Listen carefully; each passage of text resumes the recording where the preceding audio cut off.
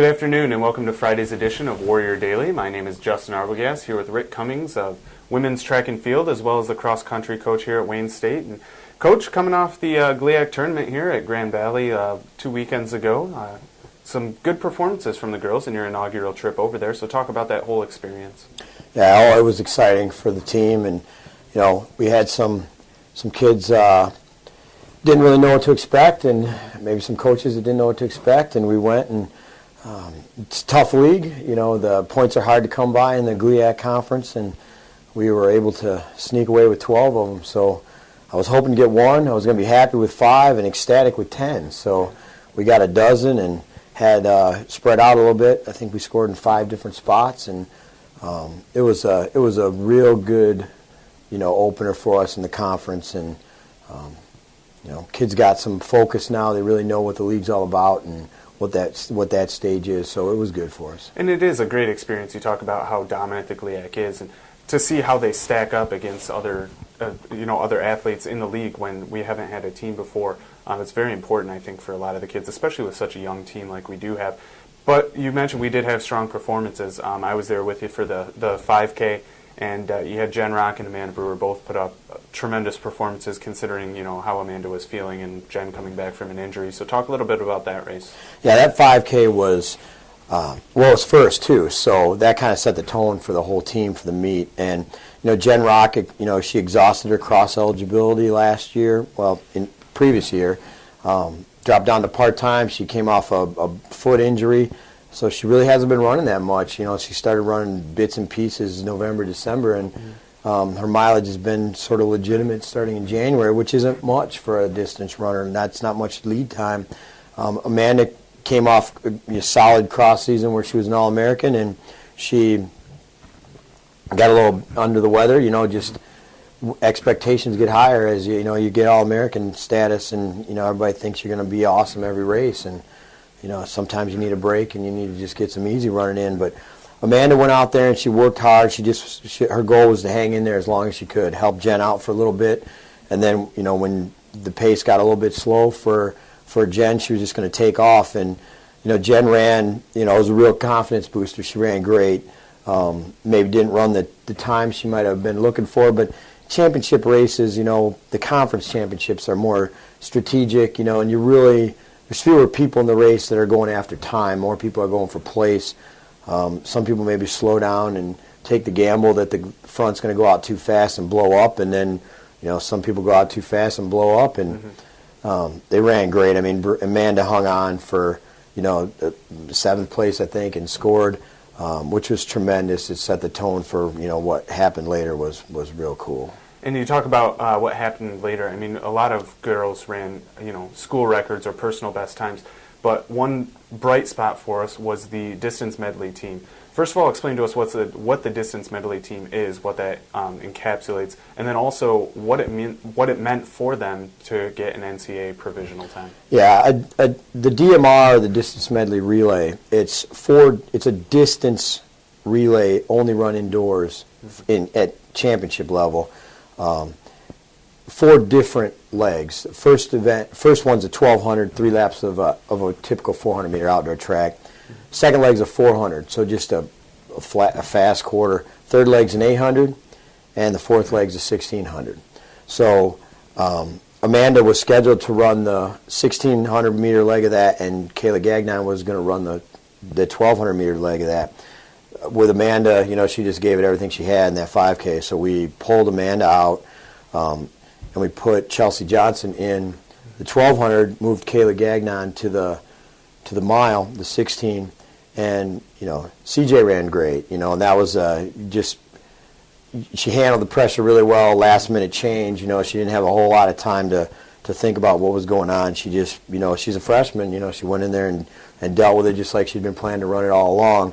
For Kayla, it was a shift from 12 to the mile. She's been having success at the mile. She also ran the mile on Saturday, the day after. But that's the anchor leg. So that's the leg where, the first 3, okay, they're just out there doing it for position, and they all matter. But that 4th spot, that's when the pressure really sinks in, and what spot you're in. So CJ ran well. then Kelsey Chapman PR'd. She ran her best 400 of the season when she got the stick in the second leg. And then Brittany Johnson just, made up huge ground in that 800. Gave Kayla the stick with a good, she was in good position. And Kayla went out and ran her best mile of the year. She ran a 5:11, legit, and it was awesome. The team came in, I think we ran 12:18 something, high maybe. 12:20 was the cutoff, and provisional time. You can't make it to the NCAA championships unless you run at least a provisional qualifier. There's two levels. There's automatic and provisional. They take about 12 to 14 teams in the relays, 14 to 16 or 18 athletes individually. The field kind of varies from year to year, from event to event, year to year. Provisional status means that your kids are eligible for academic All-American status. So if the kids are doing well in the classroom, then they're going to achieve that. But it's just to get on that list in year one of our program. And it's not like we just went and took one really good kid and got on that list. It took four kids to score, and one of them didn't even think they were going to be there until about 35 minutes before, maybe an hour before. And the other thing is, I think we're like 58th, 60th on the list. The relay list, any other list, it's individuals can only be on there once. But on a relay list, a school could be on there multiple times if they ran different combinations. So, we were a little ways away from actually getting into the meet, the NCAA championships, but just to get on that list, a big deal. And we were trying to get somebody on that list this year, and Amanda was a second and a half or so away in the 5K, and Jen was pretty close in the 5K as well. So that was a tremendous accomplishment, and it's cooler when 4 people get to do it than just one. Yeah, it is. I mean, it really speaks to the team aspect of this, and in a lot of ways you are almost kind of bringing a cross-country team to track events and trying to compete, but it speaks to the depth of some of these girls to be able to run different events, so I think that's a very important asset for your team. Now moving forward, we do have the spring season coming, the outdoor season for you guys, and you're going to be headed down to North Carolina, I believe, and you're also going to be bringing some of the guys with you. Yeah, we're going to start at Coastal Carolina this weekend in South Carolina. It's in Myrtle Beach, and then on the way back we're going to hit Wake Forest in Winston-Salem. Erica Perry had a great indoor season throwing. She, weight thrower, never threw, high school shot and disc a little bit, mainly shot putter in high school, but she's going to get introduced to the hammer. Some new fun outside for her. She's coming along well. Kelly's doing a great job with her. Kelsey Chapman and Abby both had tremendous GLIAC meets, on the track as well. So it's not just distance; it's a little bit of everything. And outdoors, we add the steeplechase at 3,000. We add the 10,000. The hurdle events change a little bit. We might not have a hurdler this year. Do the 400, but and the 4x1 gets introduced. There is no 4x1 indoors. 4x4 stays the same. And outdoors, there's more oddball relay stuff at some of the meets leading up. So people will see some different events. We'll compete in some different things than, will be contested at the championship stuff. 10,000, Jen and Amanda are both looking forward to that. I mean, if there was a marathon, Jen Rock would sign up for that. The longer it goes, the happier she is. So, that's a good thing. As a distance, the distance crew likes that.